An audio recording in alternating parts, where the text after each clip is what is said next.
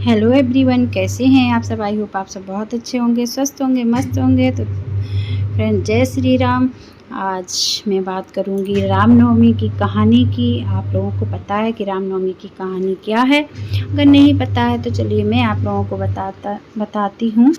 एक बार की बात है कि भगवान भोले से माता पार्वती जी ने पूछा कि भोले बाबा, ये जो श्री राम जी हैं ये कौन हैं और कहाँ से आए हैं? तब भोले बाबा ने कहा कि पार्वती, ये जो हमारे भगवान श्री राम जी हैं ये भगवान विष्णु के अवतारी हैं।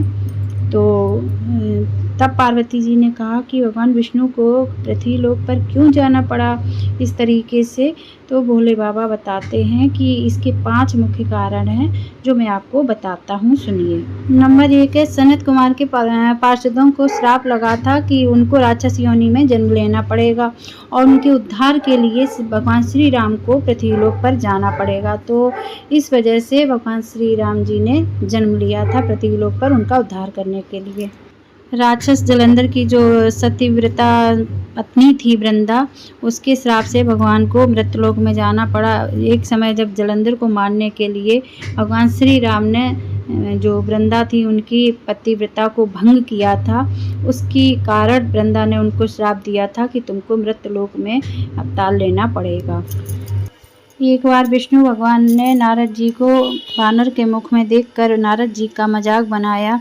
तो नारद जी ने उनको श्राप दिया कि आज आप इस मुख का मजाक बना रहे हो, आपको पृथ्वी लोक में अवतार लेना पड़ेगा और यही मुख वाले लोग आपकी मदद करेंगे जब आपको माता सीता को ढूंढने की ज़रूरत पड़ेगी तब। तो इस वजह से भगवान श्री राम को पृथ्वी लोक पर जन्म लेना पड़ा, एक कारण ये भी था। नंबर 4 है कि भगवान विष्णु ने महर्षि ऋषि जो मनु थे उनकी बीवी शतरूपा, उनको ये वचन दिया था कि मैं पृथ्वी लोक पर आऊँगा और आपके पुत्र के रूप में ही आऊँगा। तो इस वजह से भगवान श्री राम को पृथ्वी लोक पर आना पड़ा। 5वां और लास्ट मुख्य कारण था जो राजा प्रताप भानु, अरुनंदन और धर्म रुचि थे, उनको ऋषि लोग ने श्राप दिया था। तो उनकी वजह से वो राक्षस योनि में गए। तो वही लोग रावण, कुंभकर्ण और विभीषण बने। जब इन लोगों को ऋषि लोगों ने श्राप दे दिया तो इन लोगों ने फिर भगवान ब्रह्मा जी की घोर तपस्या की और उनकी पूजा पाठ से प्रसन्न होकर ब्रह्मा जी प्रकट हुए।